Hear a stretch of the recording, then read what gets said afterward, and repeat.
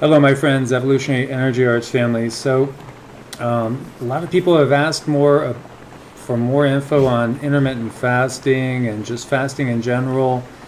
And, as far as just, health-related issues and diet and how we could optimize ourselves, especially when you're thinking about these times. Being in these times are so much different than so many other times, throughout history. Like, we have just come out of a period in which there has been more of an abundance of food than we've ever experienced in our history, as far as we know, going back. And so an abundance of food, and unfortunately, in many cases, an abundance of very unhealthy food has led to so many problems, like, so many cases of cancer, diabetes, insulin resistance, obesity, so many modern diseases that were still around in the ancient days, but not necessarily as prevalent. And of course, there were other diseases that are no longer around now that were taking lives and causing people to live shorter lifespans than they do now. But there are really amazing benefits to intermittent fasting and fasting in general. So 7 things that happen to your body when you fast. And intermittent fasting is something that is really taking the world by storm. As it says here, it's gaining huge popularity as a dietary option because it's actually so simple. So what happens to your body when you fast? Okay, so first off, the first few hours of fasting are pretty normal for most people since your body's going through the regular process of breaking down glycogen and storing glucose as a fuel for energy. Usually about 25% of it goes right to your brain while the rest supports red blood cells and muscles. Ketosis, so after about 5 to 6 hours, depending on where the sugar levels in your blood are at, you will reach the stage of ketosis. And so during which your energy levels are supported by ketone bodies in your blood. So your metabolism switches and you go from basically your body feeding itself off of glucose to feeding itself off of the ketones. And so the ketones, when you're burning ketones, the added benefit is you're breaking down body fat. And body fat is where toxins are stored. And so you're actually temporarily releasing more toxins into the bloodstream, but overall you are basically detoxifying yourself. So this is the moment when actual fasting starts, and it's a desirable state to be in for people who are fasting for weight loss. This state can also be reached by staying on a ketogenic diet, which is based on a high-fat, low-carb diet. And really, in so many ways, and I've done it before myself, I've done a ketogenic diet with intermittent fasting, and it is super powerful when you combine those two things. And it's actually very, very simple if you're a meat eater or if you also take in dairy products. It gets a little bit more complicated if you're vegetarian or vegan, but it still can be done. And in some ways, I feel that a vegetarian-based ketogenic diet with intermittent fasting could be, like, for some people, one of the most superior diets to be on. And we shouldn't even use the word diet. It should be more of a lifestyle that is adopted. So, cholesterol and uric acid cleanup. During the process of ketosis, several more important things will happen to your body. Your body will release cholesterol and uric acid into the bloodstream, which is a part of the detoxification process in the body. During this stage, you may experience headaches, dizziness, fatigue, skin rashes, muscle pain, and joint aches in some rare cases. At the end of this stage, the pain will be lessened and blood pressure will drop. The calcification process, cholesterol and mucoid plaque, will be reduced. So resting of the digestive system. Since your food intake has been reduced, the digestive system may take a rest. But since the digestive system and the processes take time, it's never fully stopped during intermittent fasting, only during a prolonged one. And it's also emotional detox. So After the first 6 hours of fasting, you will find yourself feeling hungry, maybe even overwhelmed. Depends on the person, depends on how toxic you are. People that are more toxic, that are eating more refined foods, eating more junk foods, it's going to be way tougher on you than somebody that's living off of, healthy organic produce and perhaps lean meats that are also organic. So realize that emotionally you might have a little bit of a roller coaster, and at first it could be a little bit tough, and then there's going to be a high that comes, and that high is actually very beautiful in many ways, and I find it leads to inspiration for me. And so I truly enjoy not having breakfast and basically having coffee in the morning. Yes, I'll admit I get a little wired on the coffee, and I especially like it with some coconut oil in it to make some bulletproof coffee. And that just really seems to get me very sharp, and I do my best thinking in the morning in that state. And so you have intermittent and prolonged fasting. Intermittent fasting is a method of fasting mostly used by people who would like to regulate their weight and calorie intake. The practice involves eating during certain hours of the day and abstaining from food during others. This helps regulate mindless munching and also lets you eat your daily calorie count during eating hours. The most popular schedule for intermittent fasting is eating 8 hours and 16 hours of fasting. So it can either be in bulk or split throughout the day. Prolonged fasting is fasting during which you consume only drinks, mostly water, sometimes juice, and I wouldn't even call it's different. There's juice fasting is different, and it has its place as well. And for some people, juice fasting is a better way to go. Water fasting is something that can be very, very, very hard on you, especially if you have been eating a lot of processed foods that will cause your body to be very toxic. Also, juice fasting can really help you alkalize your body, especially if you're really leaning mostly on vegetable juices, not so much fruit juices, and then select fruit juices as well, because some are much higher in sugar content than others. So if you're primarily doing it relying on the vegetables for your juices, then it could actually really accentuate and accelerate the process. Also, if you're doing basically soups that are going to be like root vegetable orientated and just taking in the broth, because that also would be a very positive way to quickly alkalize the body. And it's one of those situations where, like, to give you for instance, cancer loves an acidic environment. It hates an alkaline environment. It really can't even function in an alkaline environment. So, always trying to get ourselves a little bit more alkaline is good. Of course, there's a natural pH range that we should be in. It's not really super easy to get yourself to be overly alkaline, but it's very easy to be overly acidic. And the other benefit with being a little bit more alkaline is you're more conductive, and we are bioelectromagnetic beings. And so the minerals that are going to make your body more alkaline are going to increase the conductivity of the life force throughout the body as well. And this is definitely another benefit. And so here's some of the benefits. It's the perfect tool to use when trying to control your weight. It's a good way to normalize insulin sensitivity and as a result prevent type 2 diabetes.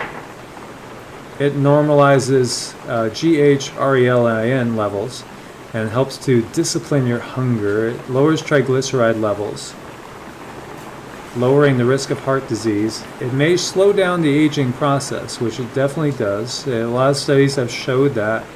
Could help with skin conditions, could help normalize the digestive system. It gives you a reset, is what it does.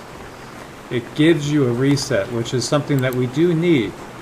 And I have found that it could be, especially a prolonged fast or a juice fast, is usually what I need to do when I've gotten kind of bad on my daily intake of foods. Like if I start gravitating towards eating things that I know are not quite as good, this will always be a way to reset myself mentally, emotionally, as well as physically. So why intermittent fasting is the best thing that ever happened to your metabolism? It protects your brain. And in this case, this author, their son Grant, suffered from a severe traumatic brain injury after being hit in a hit-and-run accident. I researched everything that could support his recovery. Intermittent fasting combined with a ketogenic diet was an amazing combination that made a huge difference in helping to heal his brain. Slowing aging again, and that comes up time and time again. Think about it, oxidization, and the more food we take in, it's just basically, it's just like putting miles on the engine. It's going to wear you out. Fights cancer. Studies have shown this time and time again. Fasting can prevent cancer and even slow down or stop its progression. Can also kill cancer cells while boosting the immune system. Increases insulin sensitivity, decreases the risk of cardiovascular disease, boosts energy, enhances mental focus. And again, so you have to find what is the right way to do it for you. So, intermittent fasting is the easiest way to do it, and then you might explore prolonged fasting later. And again, this is another article. So, I mean, it's so well known, the benefits of intermittent fasting. So well known, and not really just even about losing weight. It has so many more benefits than just that. And perhaps one of the biggest is in its fight against cancer, because cancer's cells are the first thing that's broken down when the body needs protein, when it needs amino acids, and it's not getting it from its food intake. Those are the first cells to get broken down. It's just the most efficient way to do it. So many of us, especially those of us that like weightlifted and were concerned with muscle mass and being able to push a lot of weight, we always thought we had to take in more and more protein. You have to have protein all the time. And, you definitely do need protein, but we have found, like, if you're talking long-term health benefits, you want to monitor how much protein you're really taking in, because protein is tough on the body to digest. It creates more uric acid. It's going to wear out the body as well. So there's this right balancing point that you have to achieve. Because ultimately, more protein definitely will speed up your metabolism. So if you want to get a lean, to be a lean, mean fighting machine, it is one way to go, is to increase your protein intake. It will make you feel in many cases stronger. But the long-term health benefits might not be there, and actually it could be counterproductive, because you're going to be wearing out your body prematurely. You're going to be causing more uric acid in the system, stressing your kidneys, and also giving cancerous cells the opportunity to have plenty of material to divide and grow as well. So that's something else to take into consideration. And typically, the body loves to run off of glucose. That's the easiest way to do it. But when we switch the body into ketosis, then it's an automatic body fat regulating system, and it's an automatic detoxification as well. So it's called flipping the metabolic switch and going from one to the other. You will definitely, whether you're doing prolonged fasting or intermittent fasting, it will definitely help you with weight loss. However, it's definitely easier for people to do intermittent fasting and taking advantage of natural cycles as well. So if you are like me, I like to get whatever work done I can get done in the morning, and many of us have schedules, that are very, very, very varied from one to another. Just to give you, like what I find easy is I'll typically go to bed like around midnight. That's probably average for me. I know it should be a little earlier to follow the natural sun cycles, because that's also one of the things that is really healthy, is to follow the sun cycles and basically, rise when the sun is rising and slow down when the sun sets. Not that you're going to necessarily sleep 12 hours, stay awake 12 hours. but it's just better for your circadian rhythm overall. But each of us is different with that. So for me, typically going to sleep around midnight-ish, and say if I got up at 8-ish, I wouldn't eat until maybe 12, 1, 2, sometimes even later, and then maybe stop eating at about 8 o'clock or something like that. So really you're looking. I found it very easy to do a 6-hour window. Most people do the 16-8, but you could do a 6-hour window. You could do even less. I made amazing progress doing basically a 20-hour fast and eating in a 4-hour window. And there I was basically eating between 2 and 6 during the day, and otherwise fasting. And it was just amazing, the changes in the body. And I want to approach this from a different point of view than a typical point of view of wanting to lose fat, maybe gain some muscle, get in shape. I want us to also look at what we're facing. So what we're facing is going to be increased food costs because of everything going on with the weather. We see crop losses everywhere. We're also going to have shortages. Shortages are coming. And so part of this whole mindset I want to get you guys ready for is preparing for these things. So mentally, you're tougher if you're used to eating in a certain window and not eating all day long constantly. And in some time periods, we've been told it's better to graze and just graze constantly. And so as we've learned more, we've realized that there's positives and negatives with every system that comes along. But when you look at the SAD diet, the standard American diet, your typical Western diet, it does lead to a lot of problems, including inflammation. And inflammation is really one of the main disease causers in the body. And some would say it's pretty much, it's it. Everything is going to stem out of inflammation.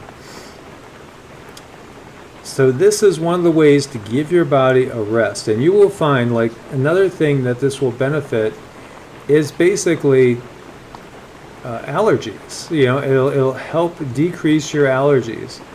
There's so many positive things that you will do here, you will experience as you go through this. So it's up to you to find what's comfortable for you. So maybe at first, if you wanted to try it, go with the 16-8. So basically, if you're going to allow yourself to eat, then say eat between 12 p.m.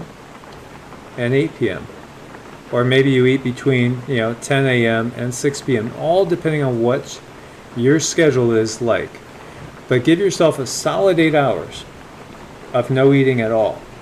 And so when we say that, we also mean don't take in, say, milk, or orange juice, or anything that's going to be calories, So think of it in terms of no calories are coming in those times of fasting. So what can you have in times of fasting? You could have basically water, tea, black coffee, anything that has no calories to it.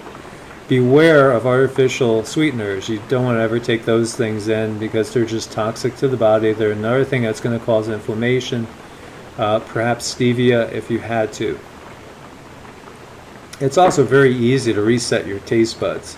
And so if you did do a prolonged fast, say 3 days or more of just water, or even just vegetable juices, 3 to 5 days. 5 days is a very good one if you're going to do just vegetable juices, and maybe broths, like veggie broths with no solid food. That will give you a complete reset in your body. It's going to help you with detoxifying. It's going to help you fight cancer. It's going to help so many things. It's going to help your pancreas, your insulin resistance. It's just such a positive thing. It's going to also help you spiritually. It's going to take you into a different zone spiritually. You will be thinking differently. You'll be sharper, clearer, more focused. It is really amazing how the changes come. And this is Thomas DeLauer, who is one of the most famous guys in the intermittent fasting world. And, you know, he's a really big muscular guy, and that's what he does, intermittent fasting and ketogenic diet. And now, ketogenic, you could think of it in two different ways, basically. Some people will think, oh, you're doing a ketogenic diet, so you're eating nothing but steak and bacon and eggs, right? And there's different ways of doing it. And so we don't want to throw the baby out with the bathwater and take in foods that are toxic to our systems. And like if you are eating meat and you're eating something like bacon, I mean, bacon that has nitrates in it. Well, nitrates are the biggest problem right there. Nitrates are going to cause all sorts of health problems. So, you know, get uncured bacon. If you are eating meat and you got to have your bacon, make sure it's uncured, no nitrates. And it's the same thing with any meat that you eat. You want to make sure there's no steroids, no antibiotics, no growth hormones. Because if you're eating standard meat, like right off the shelf, especially, you know, beef, it's so full of so many toxins.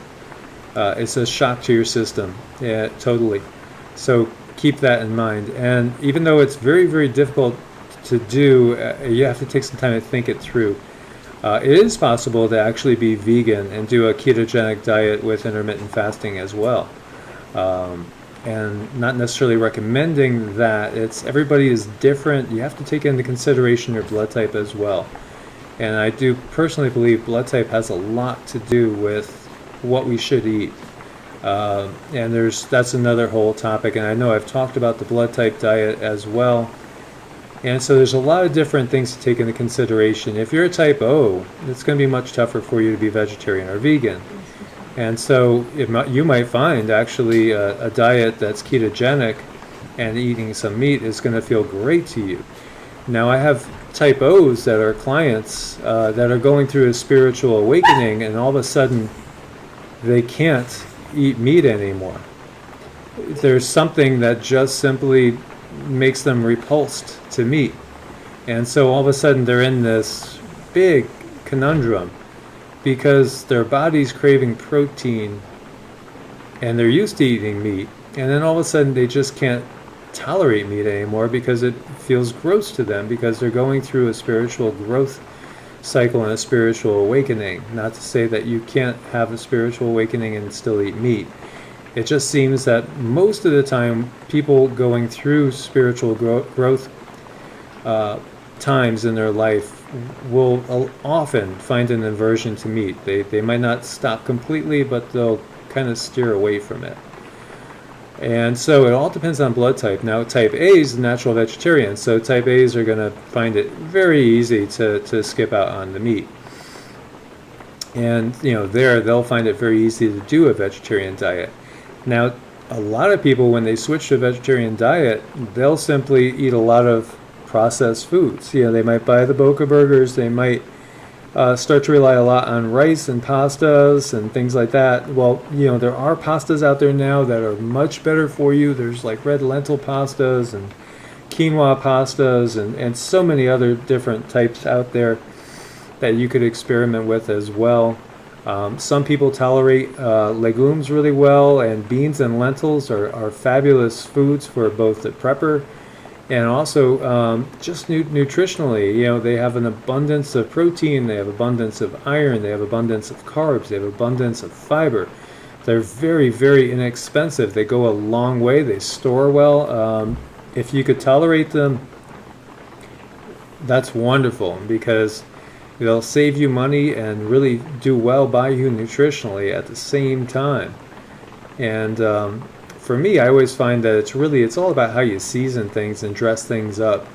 And whether it's chicken in a recipe or tofu or just veggies, to me it's all about whatever that sauce is, you know, whatever it is, how you're seasoning it with fresh herbs and, you know, certain spices. Like, you know, I probably have 100 different spices in the house because I just love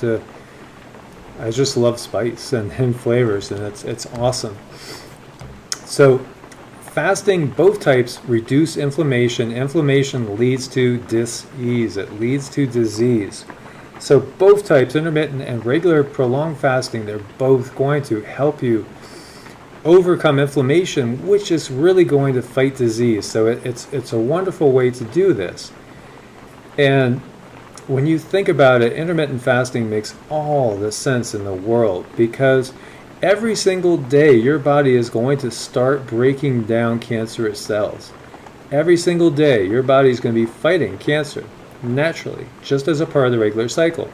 Every single day your body is going to be detoxifying itself naturally, every day. That's a beautiful thing. And it's also going to be burning the fat stores, which is going to also help you stay leaner. Also a beautiful thing that's going to do nothing but help you stay healthier. All the studies ever done always show that caloric restriction leads to a longer, healthier life. It's really very simple. So if you have been getting by on a 2,000 calorie diet, maintaining your weight, and you switch and you take in 1,500 calories and your body adapts and get used to that, you're going to live longer and you're going to be healthier and you're going to have less chance of disease. It's just a fact. Also, in these times that we're heading into, when we're going to have probably food shortages, I wouldn't even say probably, they will be coming, food shortages, increased cost of food, and just scarcities overall.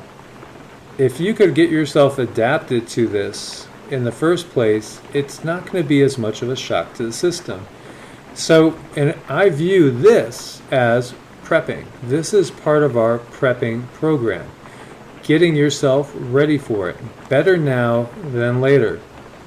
And, just want to tell you guys, anybody that's still drinking soda or eating anything that the first ingredient is high fructose corn syrup or any sort of sugar, white flour, you gotta stop it, because it's definitely hurting your health.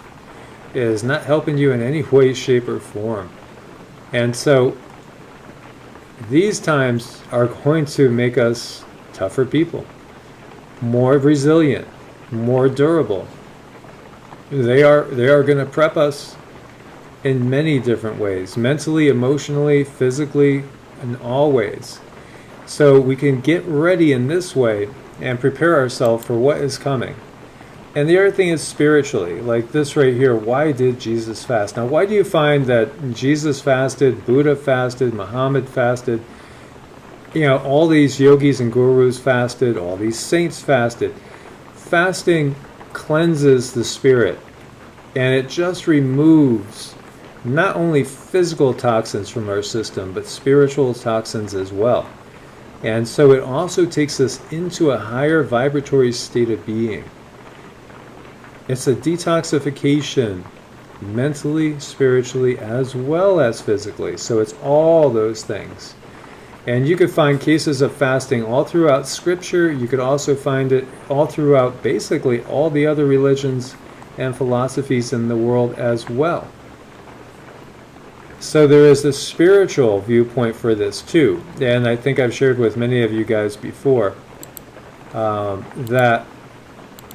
that was my first case of it. For fasting. It was fasting for, I decided I was brought up Catholic. I was going to fast for Good Friday, and I wasn't going to eat till Easter dinner. And so I just decided to do that on my own. I think I was maybe about 10. And I did. And then it just kind of became a regular thing for me, and I've done it periodically on a regular basis. And have found that the easiest way to do things is really through intermittent fasting. And I just find it more enjoyable, honestly. It has gotten to the point where it's more enjoyable because I just feel so much sharper. So much sharper. It's night and day. And I love that feeling of clarity that comes through. And it also feels like an emotional clarity as well as a physical, tangible physical clarity. It's also an emotional clarity. And so, there's so many cases that are so similar. Why, did Christ and Buddha go and fast for 40 days, And this article is also talking about 40, and there's so much numerology that we could talk about as well, as far as that goes. Now this article is Mastering Intermittent Fasting on a Plant-Based Diet. And so I'm going to have all these links for you guys to check it out.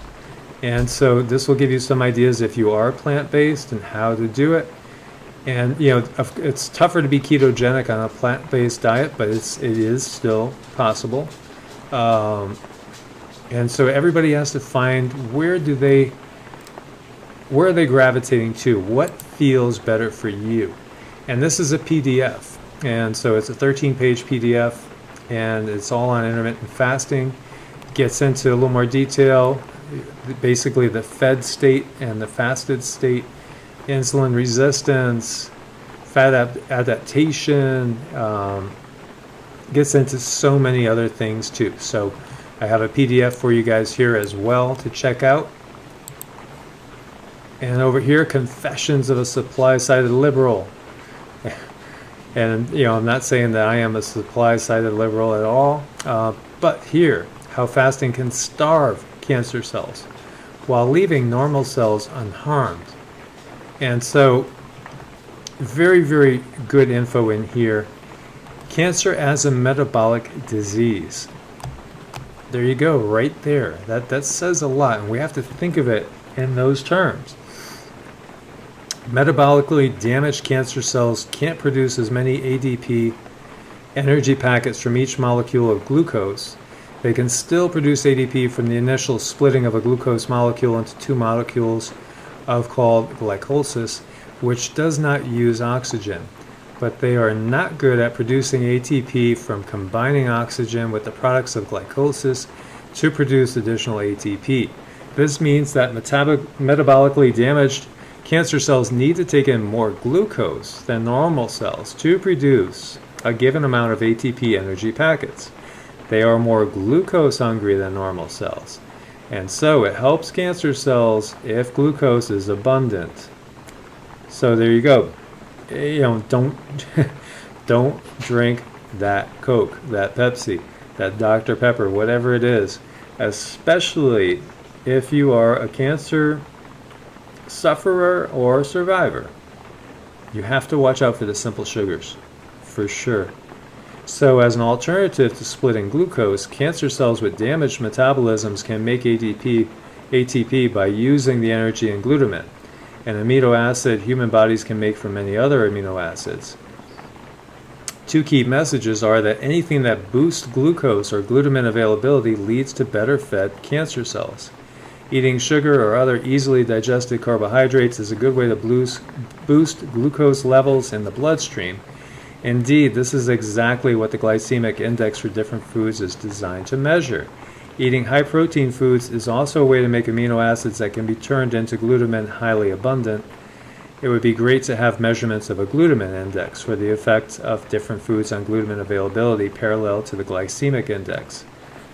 So, it says here, I'm intrigued by the cancer cell's ability to burn glutamine for energy in conjunction with the evidence for an association between the protein intake and cancer that T. Colin Campbell and Thomas M. Campbell emphasize in the China study.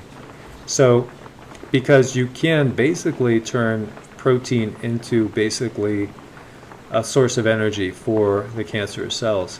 Whereas if you're going to be in ketosis, they're not going to have a supply of energy to feed them. So cancer being, the second most common form of death in the world, it's very, very advantageous to eat a diet that does not support the proliferation of cancerous cells, and to actually take on a lifestyle that actually inhibits the proliferation of cancerous cells. Very, very beneficial. So while the thoughts, especially if you were brought up in the 60s, 70s, and 80s, when fat was a dirty word, the thought of a high-fat diet is repulsive to many and thought to be very unhealthy by so many. But we're finding that it's not really the case, and it depends on what fats. So an avocado is so full of fats, but they're healthy fats. And so, it's a great food for you and for the body. And there are other ones as well. Coconut, even though, it has not necessarily, it has basically a lot of fat. People worry about the HDL, LDL ratios and all. But again, coconuts are so healthy for us, coconut oil as well. And especially if you're cooking at a higher heat, it's better to use that than olive oil, as it doesn't get damaged as much as far as the heating under the higher heat. But there is so much we could do to help ourselves, and also basically save money and prepare ourselves mentally, spiritually, and physically by adopting, an intermittent fasting lifestyle. Or also a prolonged fasting lifestyle as well, depending on your circumstance. But intermittent fasting is so easy to do. It really, really is. And it's such an easy way to make a lifestyle adjustment that could save you money, save your health, keep you detoxed, give you a sharper, better, more clear focus during the day, and help prevent cancer as well as, adult onset diabetes. It is so effective in so many things, and it's something that I would encourage people to try out and see what they think and how they feel in doing it. And then this article is intermittent fasting and keto. Can you do them both? Yes, you can. Most definitely. And as I said before, you could do both intermittent fasting, keto, and add in a vegan or vegetarian diet. It gets trickier, but it can be done. So I wanted to share all these things with you guys. I hope this helps you out, guys, and gets some of you motivated in many different ways.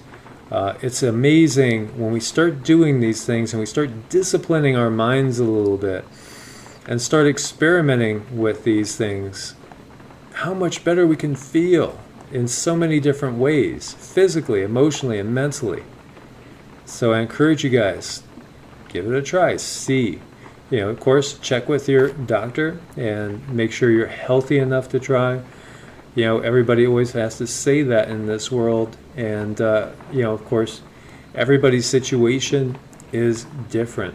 And there's so much depending upon the individual. But it is something that could definitely benefit, increase lifespan, give you actually more energy, and help to prevent disease as well as just simply save you money. That's just a win all across the board. So guys, as always, please thumbs up to support the channel, subscribe, click the bell for all the notifications, share with as many people as possible. May you guys always be blessed with abundant peace, love, happiness, health, and well-being. Namaste, my friends, and God bless.